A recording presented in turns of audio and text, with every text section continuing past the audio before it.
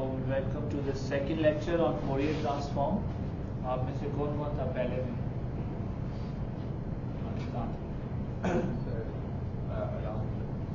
Right. So what did we do in the first lecture? क्या था Fourier transform के बारे में? Mathematics scalar. So if you were to summarize the idea behind Fourier transform, क्या था? Sir वो frequency domain में ले जाता है सर जो आपका सिग्नल या फंक्शन होता है sir Normal time. Right. And what does it try to do? Write any time domain signal as combination of what? Frequencies. Different frequencies. Sinusoids, Amplitude. right? Yeah. So you have some shape in time and you want to ask yourself, okay, can I take different sinusoids? Yeah. I'm not allowed to vary their amplitude during this time. You can choose it once, create them. Yeah. And they can have different frequencies. Like this, even faster. Their amplitudes can vary. Yeah. But together, can I bring some of these together so that if I sum them point-wise, their sum gives each of these points. Yeah. So this part, when you sum it up together, it becomes this. Yeah. This is what the Fourier transform is trying to do. Right. Rewrite time domain signal as sum of pure sinusoids. By pure we mean they are neither decaying nor growing. If you want to use that, then you are doing Laplace transform. Yeah. And then we said once you have determined that you need, how you determine that we will see today. But once you have determined what you need, let's say mathematically you have determined that to form this signal, let's say that you need. Don't need this one, so you need 0 of this, 0 of this. You need maybe 2 units of this and 1 unit of this only, and maybe 3 units of this one. Okay. Then what you do? Okay, you notice. Let's say this was 10 hertz, this was 5 hertz, maybe this was 4 hertz frequency. Yeah. Frequency. Then what you do? You summarize that finding as a Fourier transform figure. This from frequency domain कहते हैं. Yeah. Then you say, okay, I'm going to summarize this information in a frequency versus amplitude या उसकी relative strength plot. Now you concluded that let's say this was 2 hertz. Yeah, 1 hertz, 0 hertz, all those. First plot those that you need. The rest are at 0, so no point plotting them. Which ones do you need here to form this signal? Let's say you have concluded you need 4 hertz, 5 hertz and 10 hertz. So there is going to be some activity at 4 hertz, yeah, something at 5 hertz and then at 10 hertz. These 3 you need to form this signal, right? So how much of the 4 hertz you need? Let's say on some scale it's 3 units. Yeah. How much of the 5 hertz you need? 2. How much of the 10 hertz you need? 1. Now this recipe summarizes all that information. Yeah. So when you see the Fourier plot or the frequency domain plot, or what do we call it? Spectrum. Yeah, we discussed this last time in detail. Why we call it spectrum? These are the ghosts or the frequencies hidden inside it. इसमें थी ना तभी से ये बन जाता. Yeah. In some cases it's an approximation. In other cases they are actually exactly inside there. Yeah. So this formula now we call it the spectrum or the Fourier domain representation. Right? right? Frequency domain representation of this signal. Originally, what was this? This was time, and this was some amplitude, yeah, or intensity or scaling.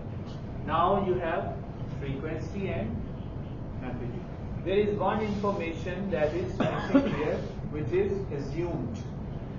I'm saying you take 4 hertz of something at amplitude 3, 5 hertz of something at amplitude 2, 10 hertz of something at amplitude 1.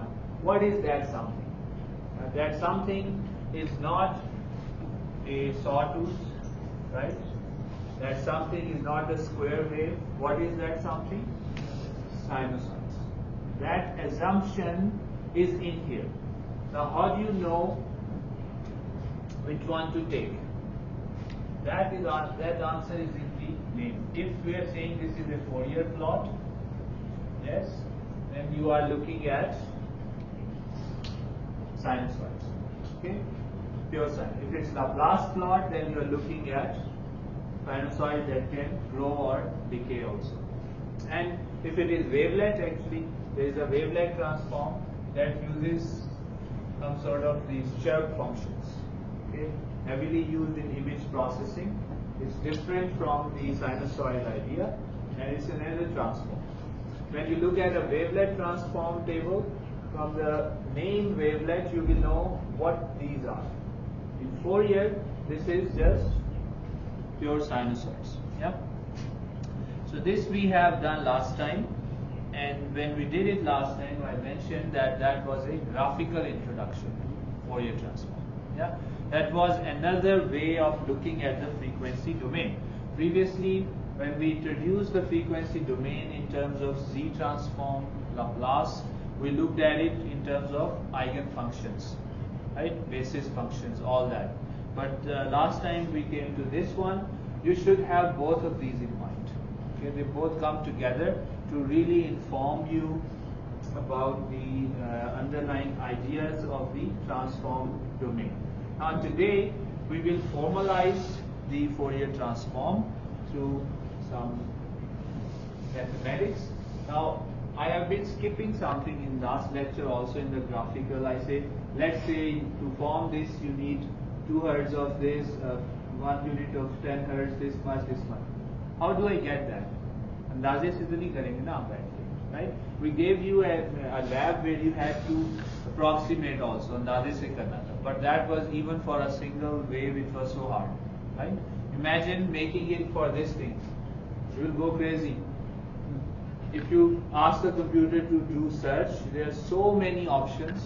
So the search will explode, right? सालों में चली जाएगी. So what's the smart way?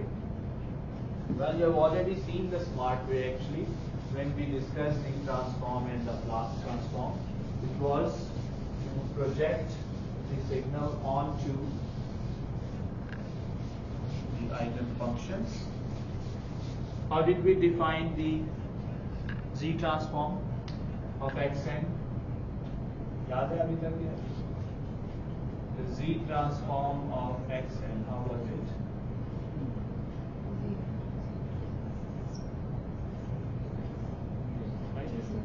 And I told you what you get from here are what? The eigenvalues, the scalings of Z.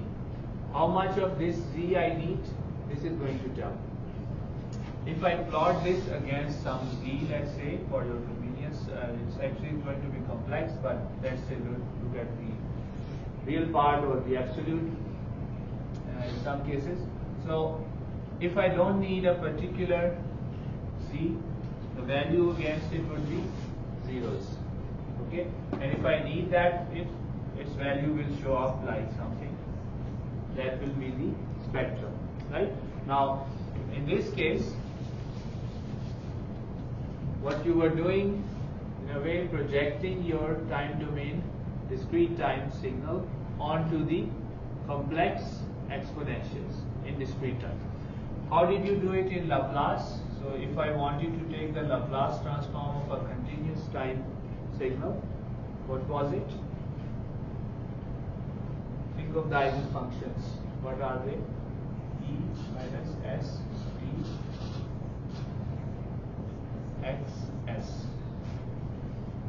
again projecting the time domain signal onto the eigenfunctions. That gives you the weights you need.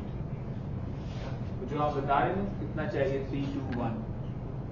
And which ones? Well, the S for which you get 0, that means you don't need it. And S for which you get 2, that means you need that one, 2 units of it. Yeah. So Laplace, special case of Laplace, as I mentioned last time also very briefly, was going to be our Fourier transform, which says basically Laplace is this thing E minus St sigma t times E minus j omega t, because S is sigma plus j omega, a complex number. If you set sigma to 0, then you get the Fourier transform definition, which is क्या रह गया? We need a key here. So, in Fourier transform, what you are doing is projecting your time domain signal onto the eigenfunctions, which are complex sinusoids. आपको मैं show करता हूँ हमेशा sinusoid real में, because that is the real and imaginary part of this is sine and cosine. And drawing in complex is 3D बन जाता है ना, it's hard to follow, but I've shown you before. It's actually a spiral, right? For Laplace, the spiral can be becoming a cone, decaying, or becoming larger, spiraling larger. For Fourier, it's always same width or radius, yeah. And सिर्फ क्या फर्क पड़ता है, fast spiral or slow spiral, yeah? But their projection on x and y axis are sine and cosine, so we, for our convenience, we always show them like this, sine, cosine parts there. But then, what do we have here now? This formula is now going to tell me, वो जो हम skip कर रहे थे ना, the part we were skipping, how do I know for a particular signal which frequencies do I need? How much of each do I need? Just solve this. If the solution exists, plot it. See, what is x omega? From the name it's clear it's a function of omega. Omega is basically 2 pi f. We often like to work with not f, the frequency in hertz. We like to work with radial frequency or angular frequency, radians per second. Yeah. So nothing to be scared of. This is still your frequency. Okay. So omega. Now suppose you have solved this. You got a function x omega. Yeah. And x omega says that, well, x omega is, let's say, it says that at different values of omega, at 0 it's 0, at omega 0.1 it's 5, at omega 0.3 it's 10, and at omega 0.4 it's, let's say, again 5, and then it is 0 on all other values it's 0. We don't write the values. All others. इनके अलावा when you solve this, this function turns out to be 0 at all other values except this. Now you plot it. Yes. So you have something at 0.1 radians, something at 0.3 radians, something at 0.4 radians. How much of each? 5 units, 10 units, 5. Okay. This has told you now that you need these 3 frequencies of this much strength to form X. So वो जो part missing था अभी तक graphical में, that you now found it. Yeah. So basically, to summarize, how do you find which frequencies do you need to form a time domain signal, and how much of each? Simple answer: take the Fourier transform. Right? The transform is the answer to that. It is which frequencies you need and how much. Right? If you plot that, this is the plot. Sometimes it will be continuous plot, sometimes it will be a discrete plot. In each case, it's telling you which frequencies you need to form this guy originally. Okay. Another way to look at the Fourier transform now is to see the inverse relation. This is what we call the inverse Fourier transform, where we are saying that you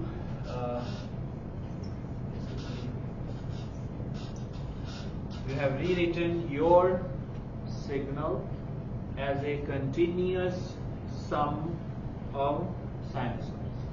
her sinusoid का कितना weight include होगा? There is a weight. That's it. It's a linear sum, right? यहाँ क्या आएगा? Quick guess. D omega, right? In Fourier transform, it's dt because you are working with, you're starting with xt and going into x omega. Here, it's the opposite, yeah? You're starting with, so we also call this the inverse Fourier transform, right? This is the Fourier transform. This is inverse Fourier transform with d omega, yeah? Right. So, today, basically, this is what we look at in some detail. What we did last time was graphical. Today we are doing it like this. I have included here 1/2 pi, this thing. Nothing to worry about. If we are working with frequency f, then we don't need this scaling. Okay? But because omega is 2 pi f, so f is omega by 2 pi. If you want to replace f, you don't just replace by omega, you have to bring in this thing here also. So this kind of scaling, we sometimes drop it. ये बहुत ज़्यादा affect नहीं करती हमारे concept. Okay? But for completion and to follow your book, when you are writing in angular frequency, the formula goes like this. There is this 1/2 pi. But don't get scared even if you forget it sometimes. The key concept is still in there. Right, so now, what is, as I said, x omega? I've been mentioning x omega like this, but this is just part of the story. X omega in the Fourier transform is basically a complex number or a complex variable. Okay, it is complex. So, you remember how can we write a complex number? Two ways: Cartesian notation and polar notation, right? So if I want to write the polar notation, it will be the magnitude of x omega times the EJ angle of x omega, right? We have done this for complex numbers. What I have been plotting for you all along is actually this part. Okay? So where is this guy? Phase. याद है मैंने briefly कहा था कि in the sinusoid there is one more thing you can control, their phase. थोड़ा आगे पीछे उनको आप कर सकते हैं. Where do they start? At 0. Yeah. So that information is here. So actually a Fourier transform is defined in two parts. The Fourier transform, first one part is to plot its magnitude. Okay. The second is called the angle plot, or the phase plot. In the phase plot, you say, okay, how much phase of each of these do you need? Maybe you need pi by 3 of this phase, and this one you need pi, and this one you also need pi by 3, something like that. Yeah. So together they cover everything. In this course, we, for now, since it's your first introduction to transforms and to Fourier especially, we skip this part. Okay, it's not a huge difference from the basic idea. It just tells you the phase of the sinusoids that you need to do. Okay, just so you know, this is called the magnitude plot, and this is called the phase plot. Okay, most transforms that you see are actually this type, the magnitude plot, because we are most often interested in what frequencies are in this signal, how strong are they. Okay? Exactly when they start is not really key issue for us often. Doesn't give too much insight. Okay? But of course for completion, we can use that also. Okay. Any questions so far? No. Again, as I mentioned when I taught you Z transform, this course since after midterm, it has been Z, Laplace and Fourier. Formulae bhi ek jaise hain, similar formulas. I'm giving you an interpretation, but otherwise it's the same, right? Abhi dekhen na yahi thi. Inverse V, you wrote the inverse for inverse Laplace, inverse Z, right? They are similar. So this is not very different. इसमें वही होना है. How do you get inverse Fourier transform? Hardly ever you do this. Okay? You go by partial fraction expansion, as you did in Laplace and Z, with some small adjustment that here we always started with xz over z, but in Laplace and Fourier we don't need to do that. Directly do partial terms and solve them. Right. So what do we have now? How else do we solve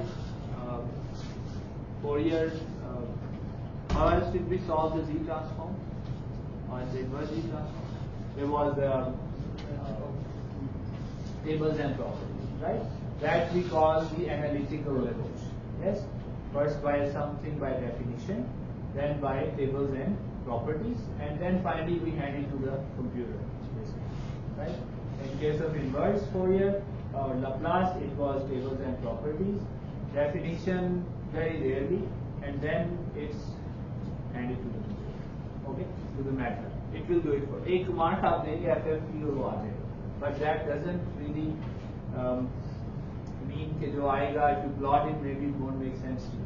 You have to work with it to understand what's going on. But essentially, when you give the command FFT, that guy is giving you this.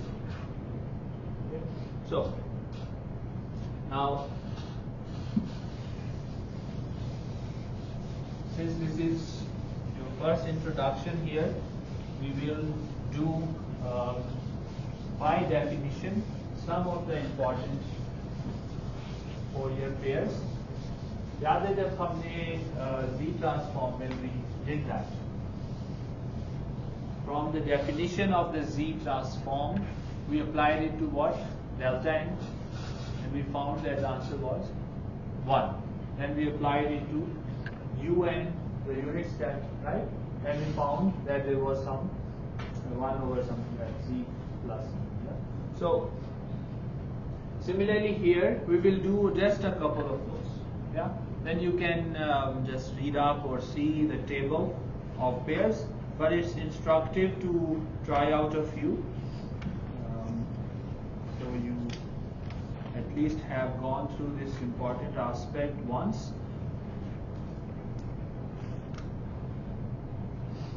Let me just start with one of the key things here in the definition of the Fourier transform.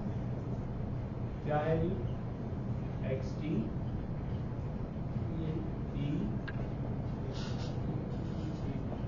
yes. So it's instructive. What is it saying? To find the Fourier transform of any time domain signal. ये xt time domain है ना आपका वो जो भी था. This is xt, yeah. Time. Yes. So we take this xt, we plug it in here. अब आप यहाँ पे टाइम में शेप्स चेंज करते जाएं. टाइम में आप डेल्टा बना लें, टाइम में आप प्योर साइनसॉइड बना लें, टाइम में आप whatever shape you actually measure, whatever. These are all your xt, x1t, x2t, x3t. Keep plugging them here. Operate with this thing and keep getting your transforms. Right? But now, in each case, this guy is always there. Yes? So it's instructive to look at this guy alone. What exactly is this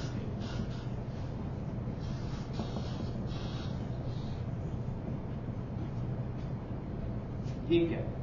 Yeah? So it's really useful to look at this so you will have a better idea of what is going on. This could also be seen as the Fourier transform of what? xt क्या लिया गया? To get from here to here, what should xt be? 1. So this is, in a way, it's the Fourier transform of unity. Yes, yani in time, if your signal looks like this at 1, yeah, xt equals 1 for all t ho jayega. So that's what we did here. We replaced it with 1 for all t, okay, over t7. Yeah. So in a way, it's the Fourier transform of a constant function with value 1. But that's just a side note. Basically, I want you to see what does this guy mean. Even before putting anything here, so Buddha डालेंगे फिर तो और complicated हो जाएगा. Even before putting anything here, what is this integral? Any ideas? Quick thoughts?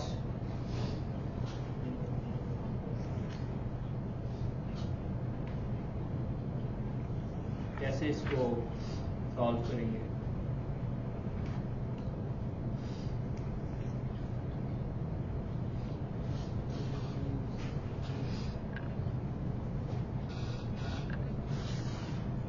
As I've mentioned several times in this course also, whenever you're dealing with variables, कौन सा variable है इसमें जिसकी कोई range set करना रहती है?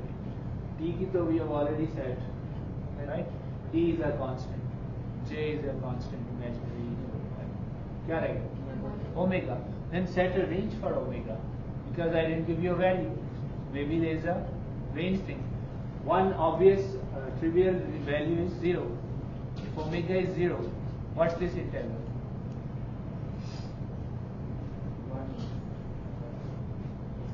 So if t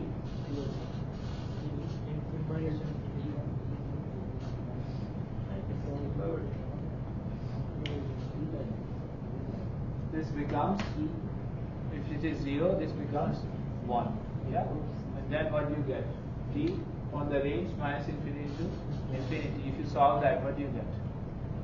Infinity. It will end up with infinity plus infinity. So for omega equal to 0, seems that this value goes to infinity for this case. Okay, already you are starting to solve. Yeah, what if omega is not 0? Any quick guesses?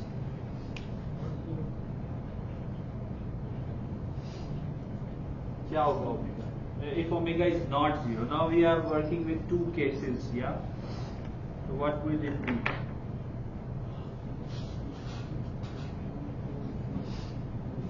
कैसे connect solve कर कैसे कोशिश करें? This relates to something we covered in the first week of. इसलिए पढ़ते हैं ना सारी चीजें. We build on that. We studied properties of signals. What properties? Or we classified them, right? What classification we did? Discrete time, continuous time. What else? कोई याद आ रहा है? और good. इनमें से एक ही आप लाए हो दिए सब. बड़ा अहम वाली भूल गया. Finite और infinite. Okay. तो ठीक है, वो एक प्रयास से सपोर्ट उनकी हो सकती है. हमने किया नहीं वैसे बोले. ऐसे. Periodic or not periodic. सबसे अहम चीज जो हमारे periodic होते हैं ना, Fourier जो फंक्शन है, periodic और non periodic. Is E j omega t periodic or not periodic?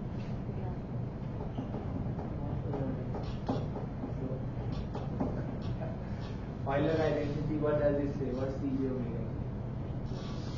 I cos omega t plus j sin. Yes. आप बताएं periodic है? एक periodic function को आप infinite कर रहे हैं, उसका एरिया निकाल रहे हैं. है भी वो periodic किस तरह का? Cosine और sine. You know cosine and sine over one period. What's the area under a cosine in one period? 0. जितना पॉजिटिव होता है एरिया उतना नेगेटिव एरिया होता है. ऐसे ही है. Since it's minus infinity to infinity, nothing stops her from assuming that जितने positive होंगे उतने negative होंगे. This is 0. Right? So, it's a very strange function then. That at omega equals to 0, it tends to infinity. It has some value which is going to infinity.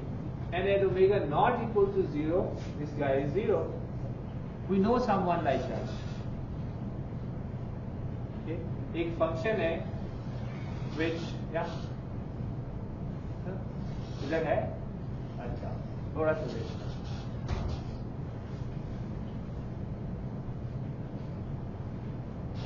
is a function that has width epsilon and height 1 by epsilon as limit epsilon goes to 0 epsilon times 1 upon epsilon the total area remains 1 so this approaches infinity and its width approaches 0 okay the delta function okay शुरू में मैंने describe किया था this is one other way of describing the delta function.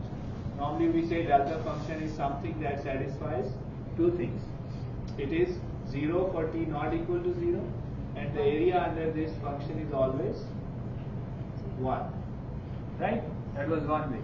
But I also showed you this initially very briefly that this necessarily means that you're talking about something which is infinitely thin and infinitely tall. तभी उसका area 1 रहेगा. और वो width almost 0 रहेगी. It's a very, it's actually a very special kind of function. Okay, इसका अपना class होती है. It's not a pure function. इसमें कोई खराबी है जो mathematicians आपको बताएंगे. We don't want to go into that, but it's very useful anyway. So actually ये फिर क्या है? Omega. Okay, omega से हुआ ना फैसला. E से तो नहीं हुआ. So it's actually an omega. Yeah. So delta omega and we had it 1 over 2 pi so let's see we have that okay we can skip that part ये समझ आ गया this is 2 sorry this is delta omega so basically ये जो चीज है इसका अपना area behaves as delta omega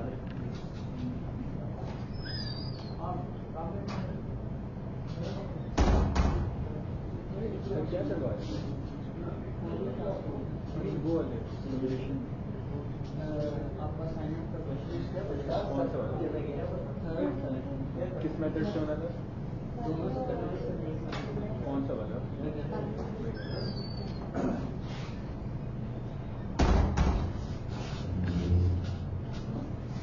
right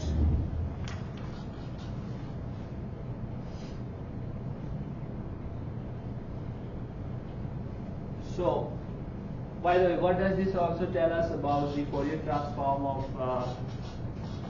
constant it's delta omega right and we have seen that many times before that the Fourier transform of delta is straight line and because of duality it should hold also and now you see that right the Fourier of straight line is delta but of course on 0 as delta omega yeah okay so not just you have identified what this is you have also identified an important pair which is if your xt is just a constant 1 then its Fourier is actually delta omega okay in the Fourier tables often there might be 2 pi or some other factor उसकी reason होती है but for now I'm just keeping it here let's refer to the table the concept is this okay next naturally is what happens if it's not 1 but k so we scale it and straight line constant function but not unity k minus k something yeah then what do we get yeah what's your guess k k delta omega yeah just scales it why you can imagine जाना है आपने guys k you can imagine k just goes out right and the rest of the development is same so what do you get here it's k delta omega right okay then what we have is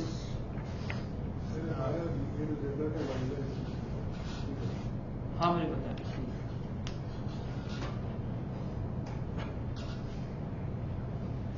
lastly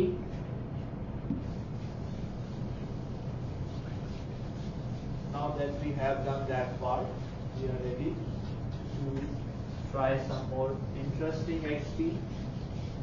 Okay. So I will not solve these, I will just show you the final thing and you can convince yourself. What if XT is itself a complex sinusoid, e j omega naught t? Okay, then what is x omega? E j omega naught t, this is your xt, and you have e minus j omega t d t. Yeah, अब क्या होगा? Solve कर सकते हैं?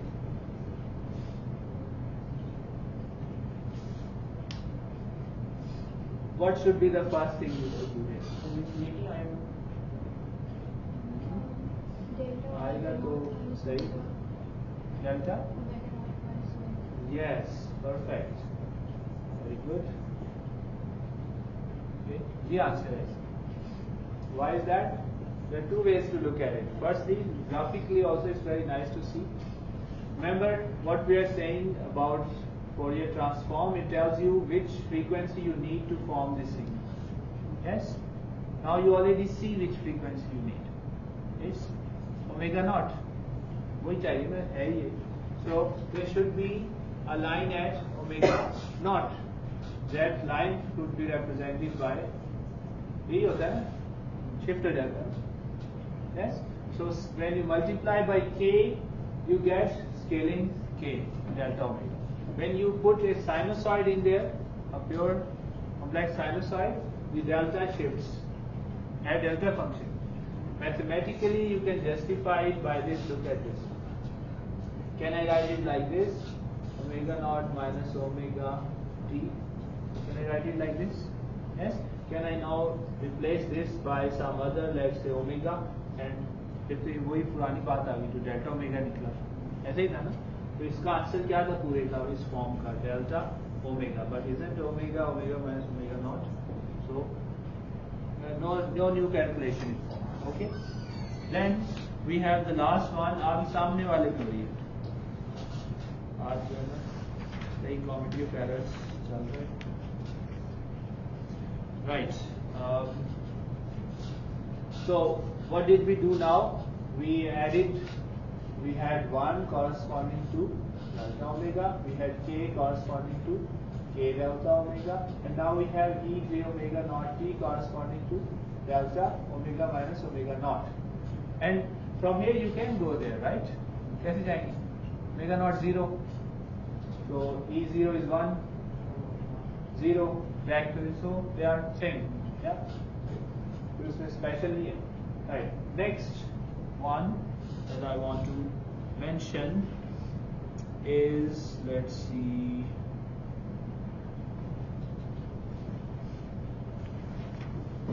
cosine. Okay, let's say xt is cosine omega naught t. Any guesses what will this be? How to solve it? And I'm saying here omega naught is a constant. Okay, some frequency omega naught. Yeah? Now you may think that you will need just omega naught because raking hai na andar. But there is this small trick. Remember, this I mentioned in the end yesterday also. The Fourier transform works with the complex sinusoids, not just sinusoids. Right? So to get this complex sinusoid of omega naught, yes, you need just omega naught. But to get this, how many of these do you need? Quick guess. कितने चाहिए? सामने. To get cos omega naught t. Euler. Again, Euler identity. How does Euler identity define cos omega naught t? आपने ये कई जगह use किया होगा. I'll just write it and then you will recall probably. Isn't it possible to write any cosine as a sum of two complex sinusoid? Solve करके देख लें. इधर रखेंगे cosine omega naught t plus j sin omega naught t plus cosine omega naught t minus j omega naught t minus plus minus cancel हो जाएंगे, imaginary parts disappear, you get twice cos omega naught t. That's what the half is here for. That will take away the twice thing. वापस आ जाएगा this thing, right? So now, just from looking here, how many of the complex sinusoids you need to form this guy? 2. Yes, what are their frequencies? One is at omega naught, the other is at minus omega naught. That's why real signals or real processes always have two-sided spectrum. Okay, we often skip this one because it's symmetrical.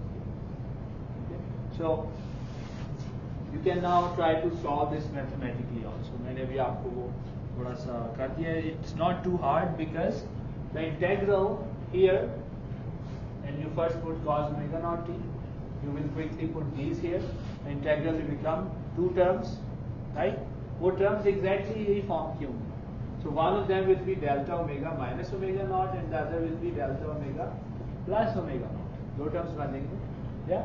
So that is what you have. Last one now. Okay. Then we are done for the day.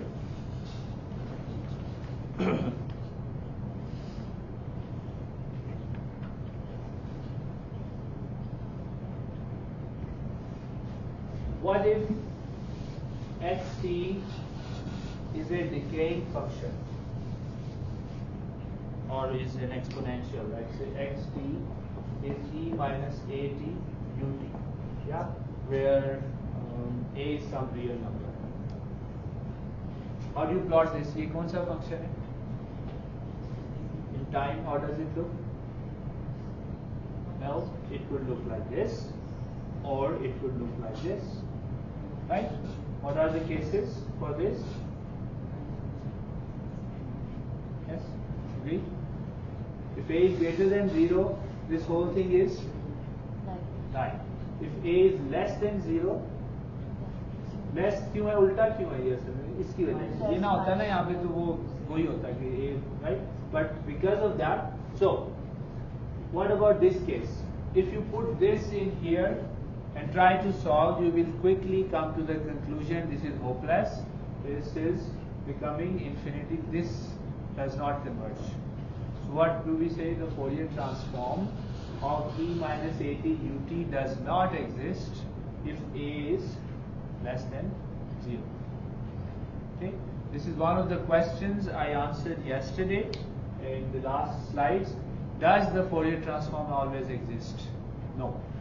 Okay, then why is it so powerful? Why is it so widely used? Because in real life there are no functions that can go on to infinity. आप कोई भी signal major करेंगे ना, universe की energy, at least as far as we know, is not infinite, or we cannot get to that, right? So there is no really a, it can go to a very high value, but someday it will have to stop in real life, right? So this is just a theoretical construct, and yes, there are theoretical signals for which Fourier transform does not exist. But for all real signals, which will never reach, ठीक है वो grow कर रहा है, think to stop करेंगे, होता आपका time ही खत्म हो जाएगा. So in that case, this is what happens. So this case is out of the question. Fourier does not exist. Why I included is just let you know that Fourier does not always exist. That does not affect our ability to use it in real applications because it always exists for realistic signals. Right. What about this guy, a greater than 0? Well, I won't solve it here. You can take the notes or the book, just a reading exercise. But essentially for a greater than 0, e minus at ut corresponds to 1 over j omega plus a. Okay. As long as a is greater than 0. This is the Fourier transform. Laplace याद है? E minus at ut का Laplace क्या था? 1 over s plus a. ये वही है, right? Why? Because s was sigma plus j omega. Fourier said this will be 0, then you just set it 0. Formula भी वही है, नॉट कोई नई चीज नहीं आई इसमें जो टेबल आया. या okay, so that is another thing we got good covered. Just one last, sorry, एक मैं समझा था पूरा हो गया. One last one. We haven't tried what happens if xt is impulse. ये नहीं किया हमने. Yeah. We said if xt is constant, then we get impulse in frequency. Yeah. But what if xt itself is an impulse in time? ये वाला. Xt is delta t. Any guesses quickly? I've already mentioned the answer. Mathematically you can see, but properties of the transform duality. Yeah. If constant leads to impulse, then if you switch them, it will still be true. That means impulse leads to constant.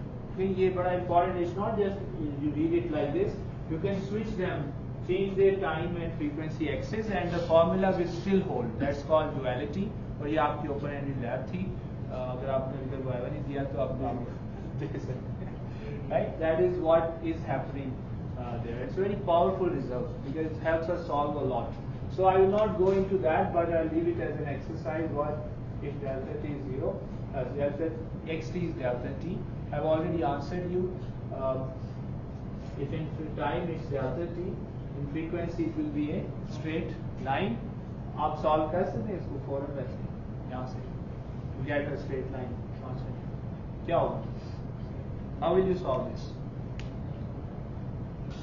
Again, one of the properties of delta t. इस तरह के आपने काफी solve किए. Quizzes in assignment. That's why we made you do it. Right? कोई शौक नहीं हमें.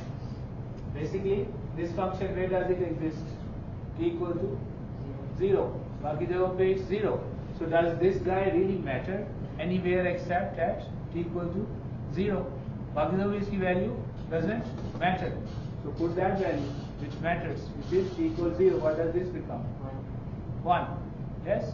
So you are dealing with minus infinity delta t dt. Yeah? What is the area under delta t? 1. Does that area change with frequency or anything? No. The area fix हो जाता है एकदम. Total area क्या है? 1. There you have it. Yeah? This is right. If it was k delta t, k will go out and you still have the same answer. So this will be scaled to k. Yeah? So that was a very hurried mathematical description of the Fourier transform and some of its pairs. But if you notice these pairs, आप किताब में जाके देखें, look at the book, open the Z transform table, open the Laplace transform table, very similar. Yeah, याद फिर भी नहीं करने आप, लेकिन even understanding wise they are very similar. Okay, the properties we use to solve very similar. The inverse Fourier you use, inverse transform you do, very similar. Always, almost always, it's either by some very small property or by partial fraction. Yeah, and then in the lab or in real life, what do you use for all of that? MATLAB, computation. Yeah. Okay. Any questions on this? All these notes, scans इनके पड़े हुए हैं, मैंने आपको बताया वो on my web page also. There is the link to all these, and of course I'm uploading the videos also. So it would be you'll really need to make an effort not to learn this, right? Because it's everywhere for you. Yeah. So it's up to you. I hope you make good use of that. Okay. Thank you. We stop.